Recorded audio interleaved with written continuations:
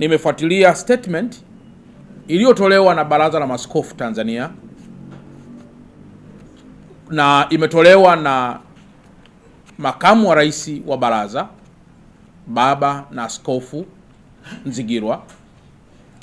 Nimeiona kauli ile ikiwa ina utu, ina heshima kubwa sana kwa taifa letu, na pengine ni kauli ya unyenyekevu ambayo inavitaka vyombo vya dola kuweza kubaini aliyefanya au waliofanya jambo hili.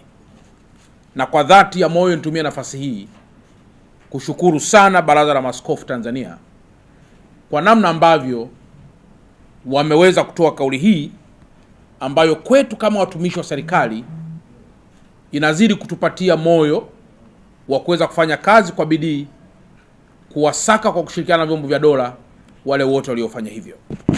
Mimi kama mkuu wa mkoa wa Dar es Salaam na wenzangu wote, na kama ambavyo jeshi la polisi likushatoa statement yake, naungana pia na kauli zote ambazo zimetokea kulaani vikali sana jambo hili.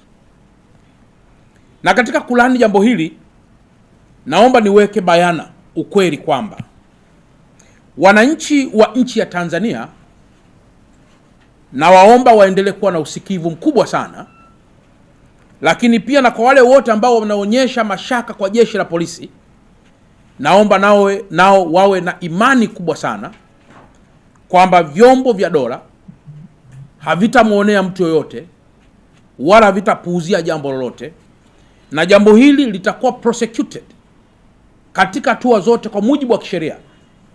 Na kwa yule ambaye atakuwa amefanya kosa na kubainika, Tanzania ni nchi ya kisheria.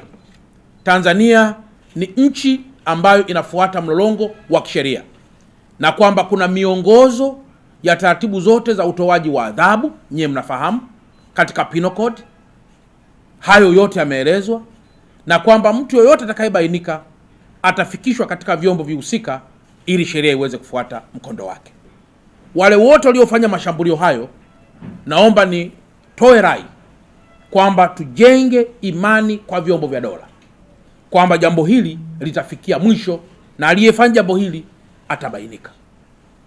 Lakini pamoja na hili, wapo baadhi ya watu, kulingana na kwenye mitandao namna nilivyosoma, wanajaribisha kulihusisha jambo hili na mambo ya kiserikali au na mambo ya kisiasa, na kuona kama vile serikali imefurahia kushambulio la Dr. Kitime. Ni waombe wa Tanzania na hasa wa Dar es Salaam kwamba tujenge imani ya Kristo na tujenge imani ya Allah kwamba jambo hili litafikia mwisho na waliofanya hivyo watabainika. Niendelee tena kutoa rai kwamba tuwe watulivu na wasikivu, na kwamba jambo hili halijafanywa kwa nia yoyote ambayo mpaka sasa haijabainika. Pale itakapochunguzwa kwa kina, tutafahamu waliofanya hivyo ni akina nani, walifanya kwa mlengo gani, walikuwa wapi, nyakati hizi ni zipi, na kwa makusudi ama malengo zaidi yakiwa yanataka nini.